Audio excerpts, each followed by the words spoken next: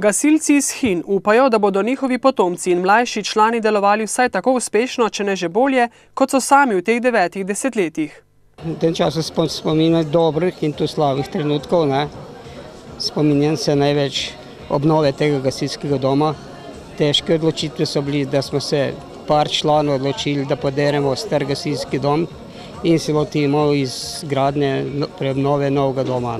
Jaz mislim, da je to visoki jubilej, se pravi delovanje nekega društva veliko pomeni.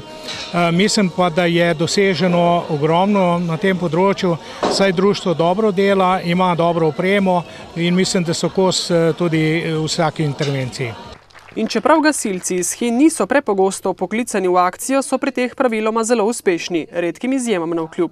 Najbolj žalostno se spomnim intervencij v Ratiju, ki je nam pri dejansko rešeni hiši zgorel lastnik.